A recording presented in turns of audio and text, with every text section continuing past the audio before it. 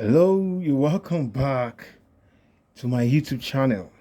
Thank you for joining me on the series of this question solving for my Nigerian students preparing for their Waec exams. We're on question 6. Now look at the question. It says Fred bought a car for $5,600 and later sold it at 90% of the cost price.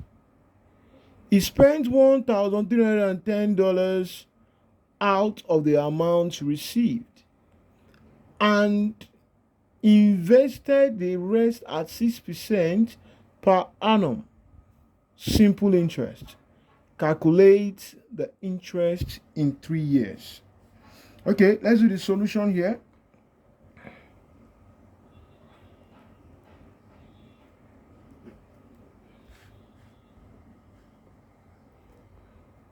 So having got this, you have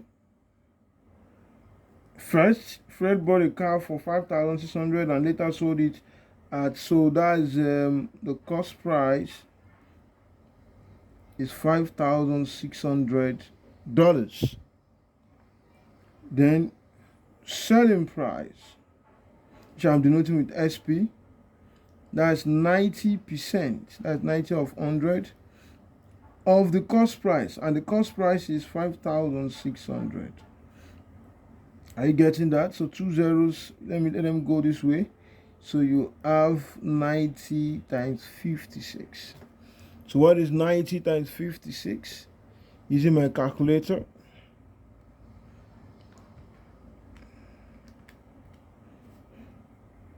I have 5,040. Right? So having got this, you proceed.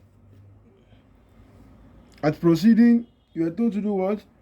He spent 1,310 out of the amount received. That out of this amount he sold it, and and invested the rest at 6% per annum. Okay, good. So the principal should be the selling price minus amount spent, and that is 5,040 minus 1,310. So 1,310, that is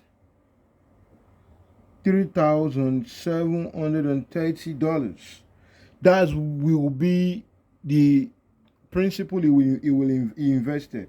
So the simple interest on that, don't forget the formula for your interest is your principal times your rate times the time upon 100, and that can be equal to 3,730 times the rate was given at 6% time for 3 years. If yes, correct, then you have this 100. So okay, let me cut out anything. I can equally do that. So I have times 18. So divided by 100. That will be $671.40. This is the interest he made in 3 years. Question B. What does question B says? Let's have it. It says, and we are saying this.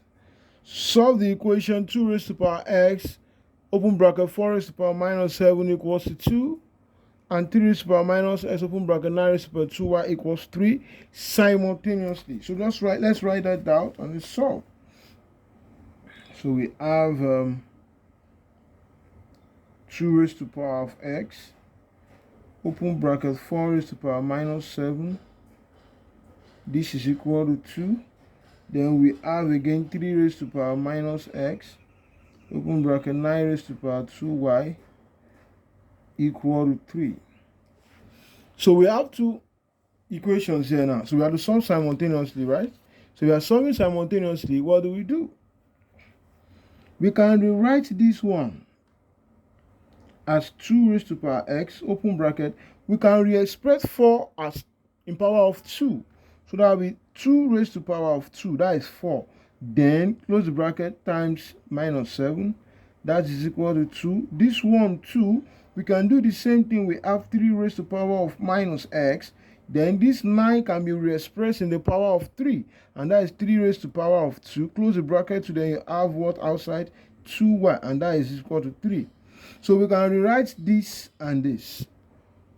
How do you rewrite that? So that means we can say 2x times 2 raised to power minus 14. Power will multiply power, and that will be equals to 2. Then we have 3 raised to power minus x times, my dot is showing my multiplication. Don't mind me. Then 3 raised to power 2y. 2 times 2, that is 3 raised to power 4y equals to 3. This imply that, don't forget, power and power. Common base, different power. You pick one of them. 2 raised to power x minus 14 can be equals to 2. Then this also implies that 3 raised to power minus x plus 4y is equals to 3. You are meant to add the powers when they are common base. Indices, don't forget. So what do we have this here? This one, 2 raised to power, whatever it means. This cancel this. Can take, is not cancelling out actually. The right way to have expressed that mathematically should have been to take the log of both sides. But you already know it will cross out eventually. Something is raised to power 1. Then this implies that what? X minus 14 can be equals to 1. Isn't it? Then this one, we have minus x, also implies plus 4y can be equals to 1. I can call this equation 1. I can call this equation 2. So from equation 1 already, x minus 14 is equal to 1. I can make x of formula. That implies x can be equal to 1 plus 14. And that is equal to 15. So if x is already equal to 15, from equation 2 now, we can get y. We can just say x plus 4y is equals to 1. That means what? 15 plus 4y is equals to 1. And that implies that what? 4y can be equal to 1 plus 15. That will be 16. Dividing both sides by 4. That means y is equals to 4. So our x is 15. Our y is 4. Is that gotten? We move to question 7. Let's see question 7. Question 7 here. 7 is 6. 7.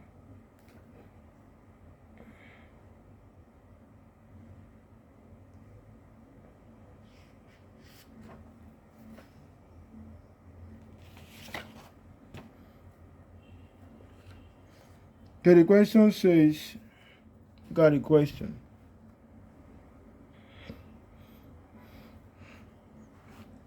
A chord MN of 22.4 centimeter. This is a chord. And perimeter of triangle MON is 55.6 centimeter. The perimeter of this. Calculate correct to the nearest degree MON. MON. This, don't forget again, if you have MON, we need this. Then this is what MON is. The reflex angle. So which means we get this angle first before we get this. You get that? So how can we do that? Now, this should be 7, I think. So if you have this,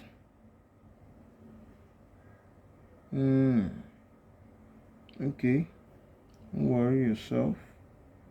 Let me get the center here.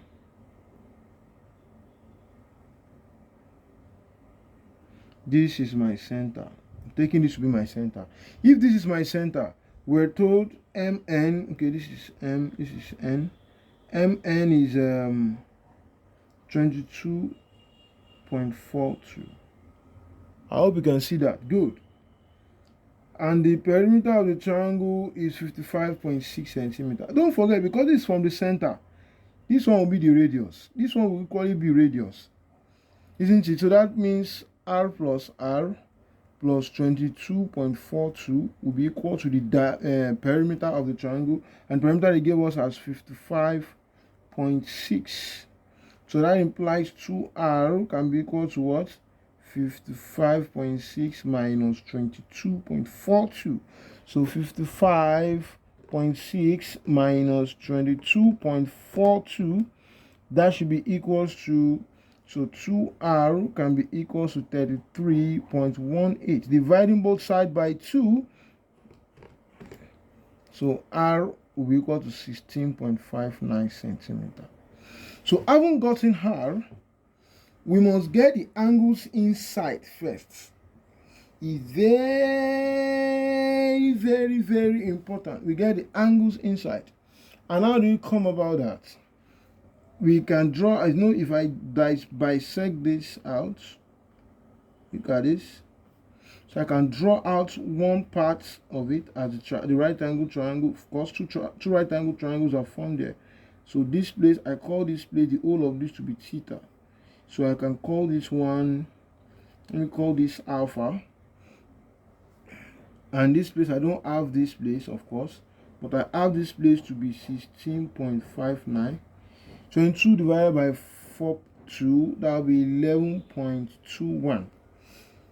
So I can now go and get this alpha, isn't it? So to get alpha, what do I do? Opposite hypotenuse.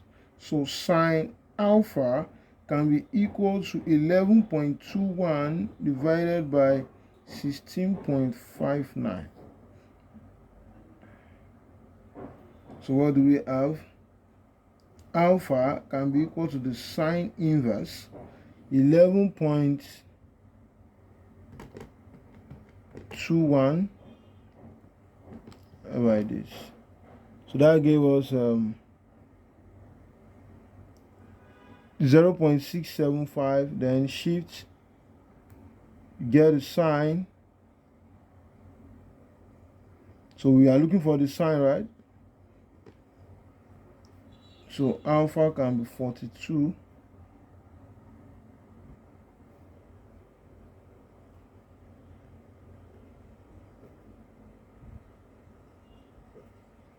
That is 42.51 degrees. That is alpha. Don't forget, 2 alpha should be equal to theta, and that will be 85.02. That is what theta will give us. But now we are told to look for what? MON, which will be this reflex angle here. So you can say MON can be equal to 360 minus 85.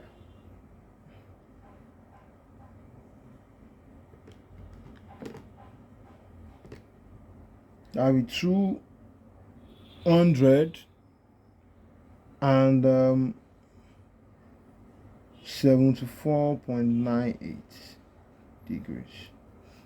So that's what we have as our MON. That's settled. We move ahead to the next question. What's the next question? We have the B part.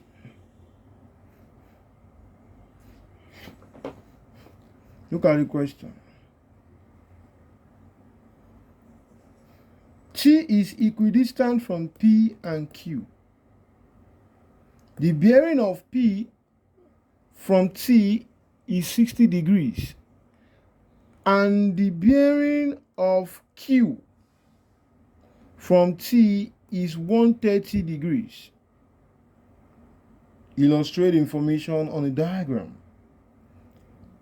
Find the bearing of Q from P. How do we get this done? T is equidistant from P and Q. The bearing of P from T is 60 degrees. Let's get that first. Let's get that done first. The bearing, don't mind my diagram.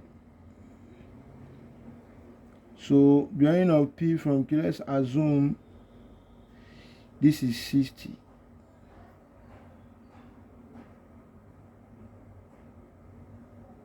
Can you see this? So we are taking this place to be 60 by the principle of alternate angles. Can you see this angle Z? Tell my student you need to be seeing this angle. So this place, by the principle of alternate angles, this angle is equal to this angle, right? So this place should be 30. Since it's already 60, the whole of this is 90. So automatically this one too will be 30 degrees. Are you seeing that? Good. They said bearing of P from Q. I will take this place to be Q. I will take this place to be P. Bearing of P, from T. Okay, sorry, call this T. This is T. P from T. And the bearing of Q. Q from T is what?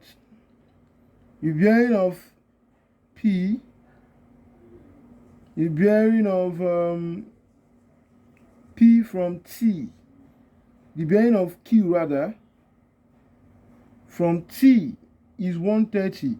So the bearing of another compass now, compass point from T again. If this from here to here is 90, 130 should be 90 plus 40, right? So let's pick this side around this to be something 40. Don't forget they said T itself is equidistant from P and Q.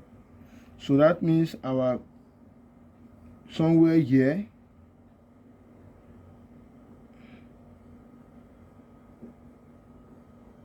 so this place is 40 degrees. And if this place is 40 degrees,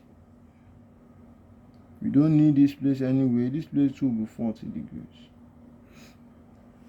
Can you get that out? So here you are just meant to join these points together. And are doing so, you can have, let's say, it won't be exact points. Should have placed my. It's not going to be exact. Don't forget, this is not to scale.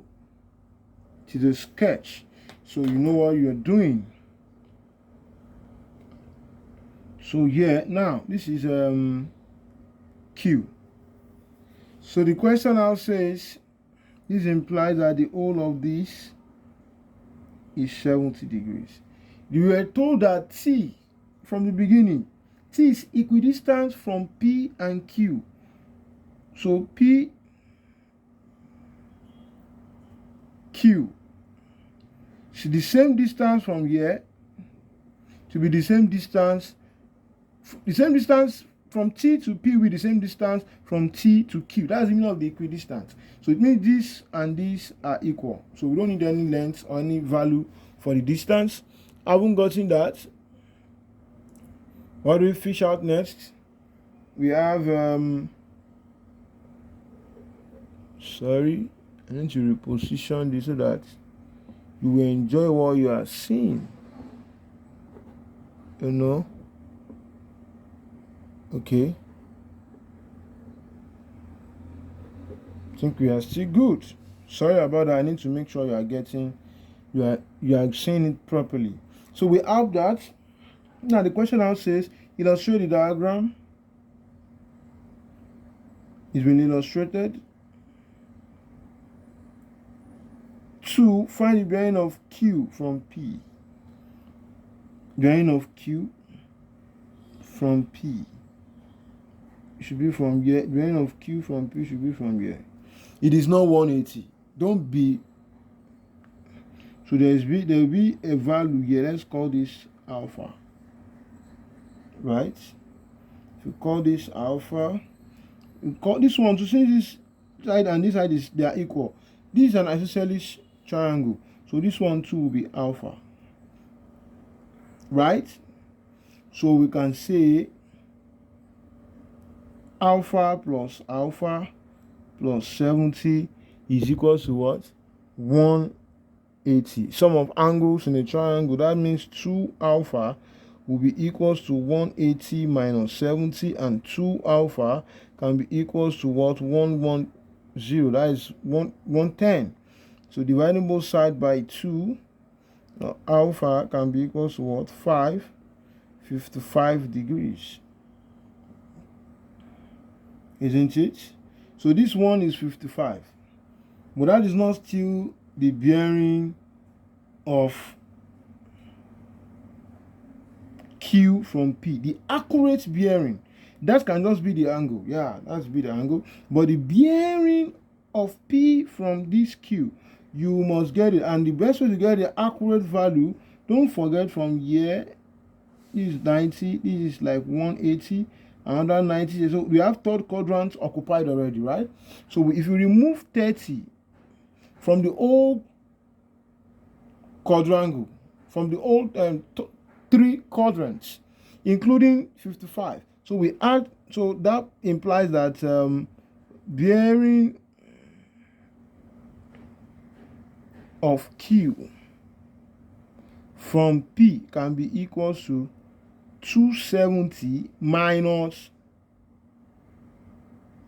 30 minus 55, and that can be equal to what? 30 plus 55, that is 85. So 270 minus 85, that will be 185 degrees. So that is equally settled. We go to another question. Thank you again for joining me. Okay, we go quickly to question 8.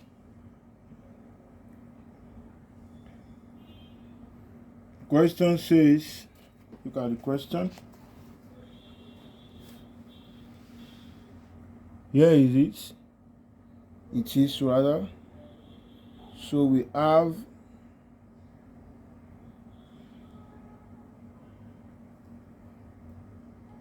the ages of a group of athletes as follows: 18, 16, 18, 20, 17, 16, 19, 17, 18, 19, and 13.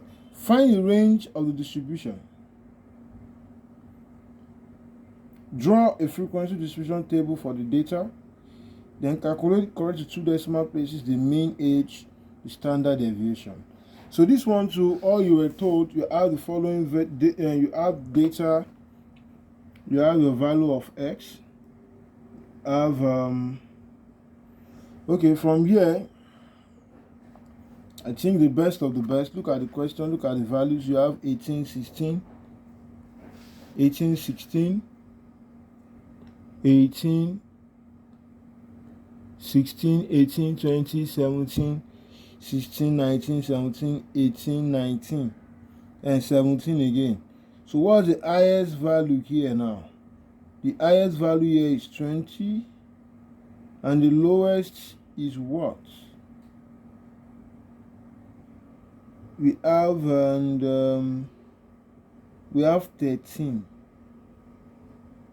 Yes, we have 13. This is 13 if I'm not mistaken. So this is 13. This is 13, then the highest value, that is range. So your range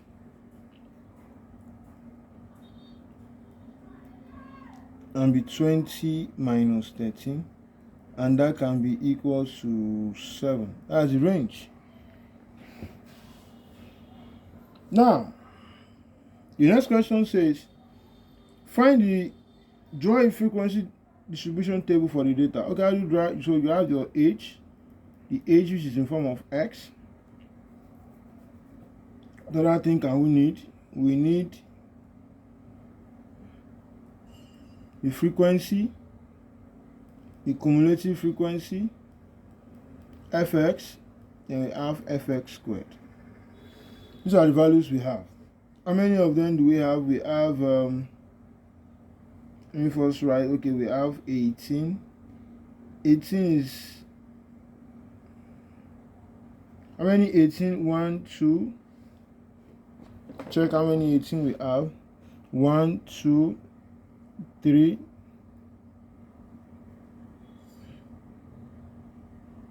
Next one, 16. How many 16? 1, 2,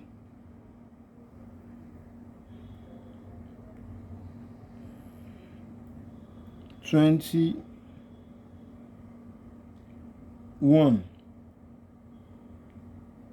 17. How many 17? 1, 2, 3. And we have 19. 19 is equally 1. Then we have 13. 13 is 1.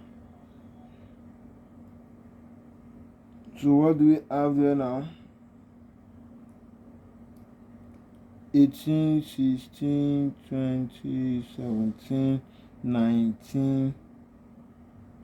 All represented.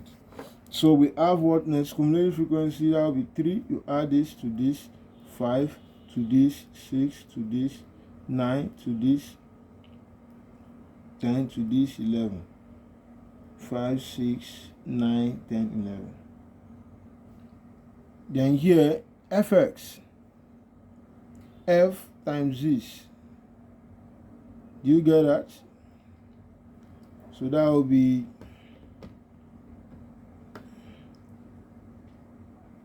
18 times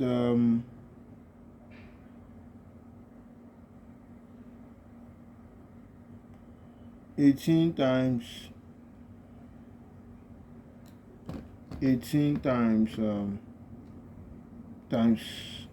3. That is 54. 16 times 2. That will be 32. 20 times 1. 20. 17 times 3. 51. 90 times 1. 19. 13 times 1. 13. Then fx squared. What would that be? F is what? 3. X is 18. So that will be 18 times 18 times 3. That will be 972. 16 times 16.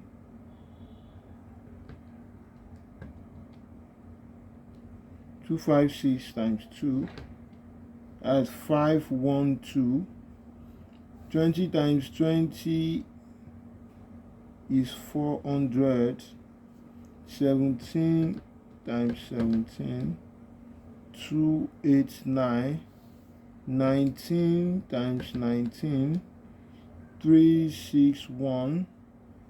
13 times 13, 169. Right? Now you can take the summation of this and this. This one is already 11.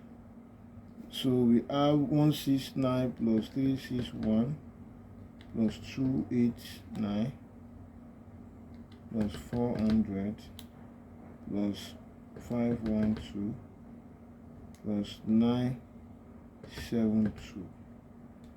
That will be 2,703. But here 13, the fx, add it, 13 plus 19 plus 51 plus 20 plus 32 plus 54, 189. So here you're supposed to rule your line here, rule them, make it go straight. I don't have my ruler here. So yeah, the next question is calculate correct 2 decimal places the mean age. This is summation sign. So we have mean age. Sorry, I've been working, you've not been seeing. Sorry about that. Summation of f of x upon the summation of f. Our summation of f of x, 189 divided by summation, that is 11, divided by 11, that is 17 point, they said to do what? 17.182. Since it's now equal to 2 decimal places, so that is approximately 17.18. Standard deviation,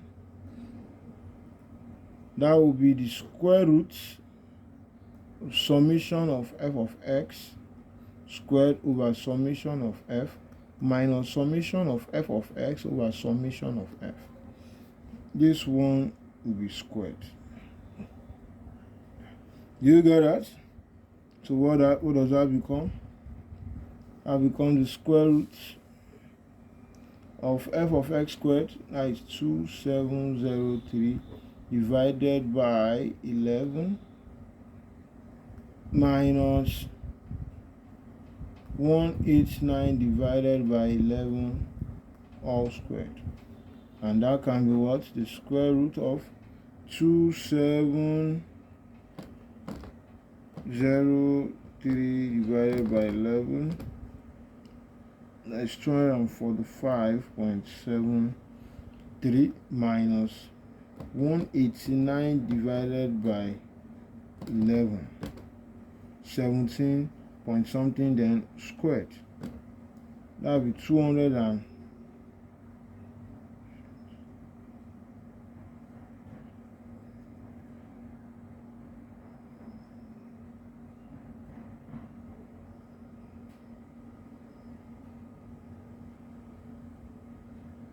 so you have this a larger value, and that must have been a mistake somewhere.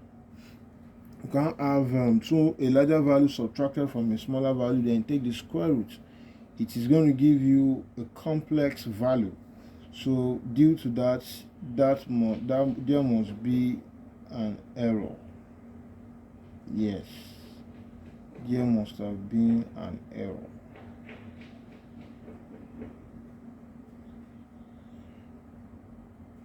$189. Okay, 2703 coming to 703 divided by 11, 245.72. Okay, correct, 73 rather. Then you have 189 divided by 11 to be sure of our values. So 17 point squared. That is too much.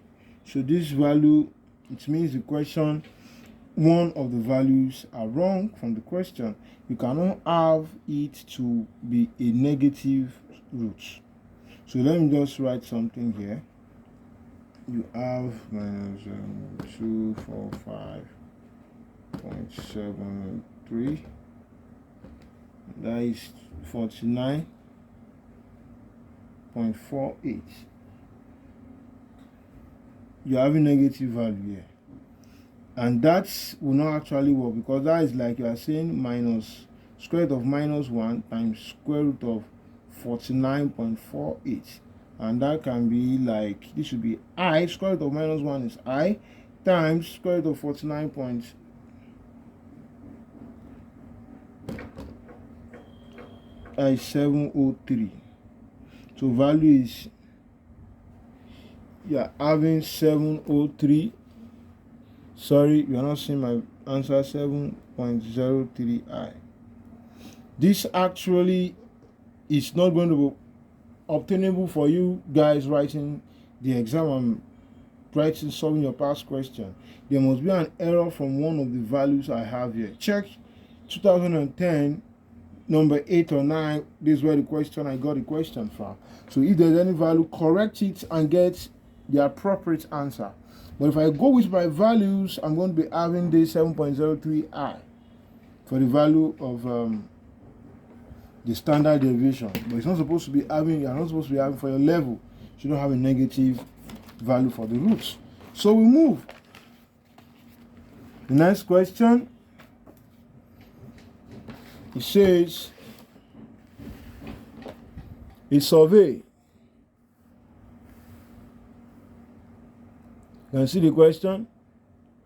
A survey of 40 students showed that 23 students studied mathematics, 5 studied mathematics and physics, 8 studied chemistry and mathematics, 5 studied physics and chemistry, and 3 studied all the 3 subjects. The number of students who study physics only is twice the number who study physics only. The number of students who study physics only is twice the number of students who study physics only. Who study physics? Okay, the number of students, the number who study physics only. Okay, the number who study physics only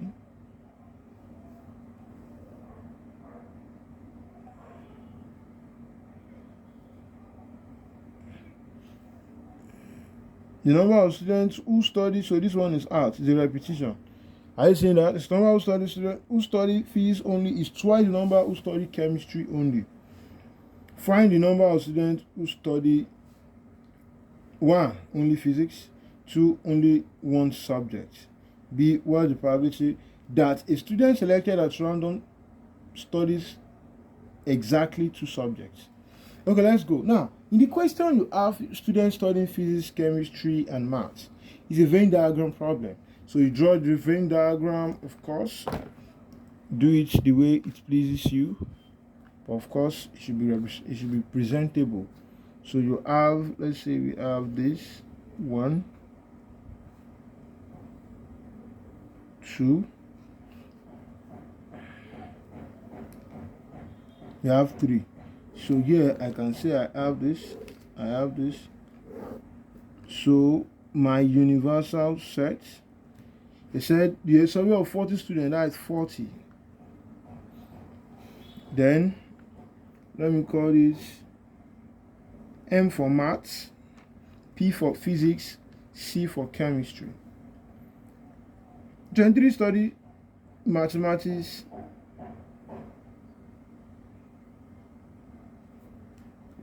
23 study mathematics, 5 study mathematics and physics, that is 5.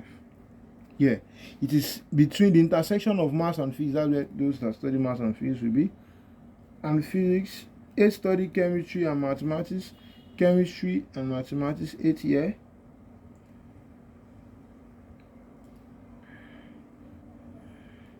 Five study physics and chemistry. 5 study physics and chemistry. 5 study physics and chemistry. And 3 study all the 3 subjects. So 3 study all the 3 subjects. Very good. The question now says,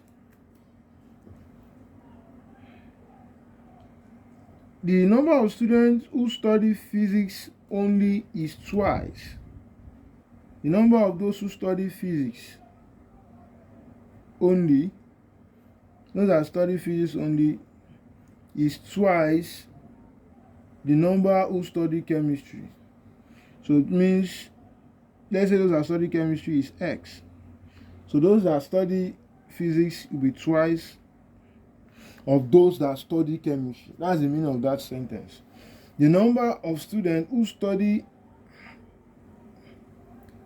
physics only, and I've written that here, I study physics only, is equal to the number of those that studied what? Chemistry only. Now the question says, this is that find the number of students who study only physics. Only physics. 2, only one subject. Now, let's go. How do we get those that study only physics? We need those that studied only maths. We've not gotten that. But we can get that without stress. Those that study maths only. As you can see, that should be equal to everything inside this circle here. You remove it, everything here is mathematics. But those that study maths only, you remove the intersection of maths and chemistry. And those that study the 3 and this, remove it from 23, you will get this. So that will become 23 minus, open a bracket, 5 plus 3 plus 8. And that should be 23 minus 8 plus 5 plus 3 is 8 plus 8, 16. So 23 minus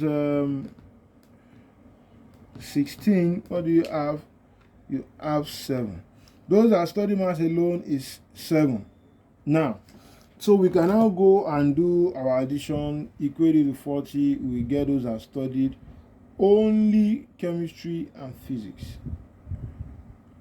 So, of course, if you add everything in this set, since we've got those that study maths only to be 7. So we have 7 plus 8 plus 3 plus 5 plus another 5 there plus x plus 2x. Everything should be equal to 40. So what do we have now? 7 plus 8 is 15. 15 plus 8. We have 23. Then 23 plus 5. That is 28. 28 plus 3x is equal to 40. So 3x and be equal to 40 minus 28. So what do we have? 12. Ax is equal to 12. Divide both sides by 3. X is equal to 4. So if x is equal to 4, those that study chemistry only will be 4. Those that study physics only, that will be 2 times 4, and that will be 8. So we have 8 students. Those that study maths only, there are 7 students. Then, what else? We have B. What is the probability that the student selected at random studies exactly 2 subjects? So those that study exactly 2 subjects, exactly. We have those that study maths and physics, and maths and chemistry. Then we have those that study chemistry and physics. We equally have those that study maths and physics. So what would that become? That will become 8 plus 5 plus 5. So that will become what? 18. Those that study exactly 2 subjects. So the probability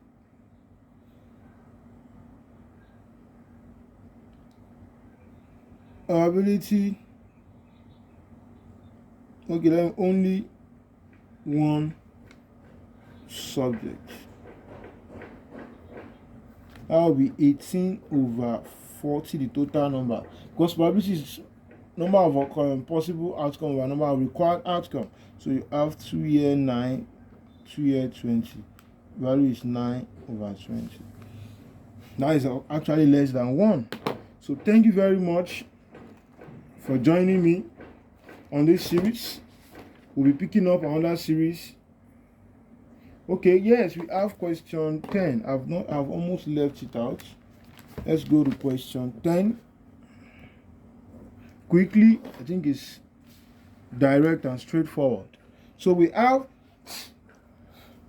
this one is in what? Let me stop it here. Let me put it in the next video. Sorry.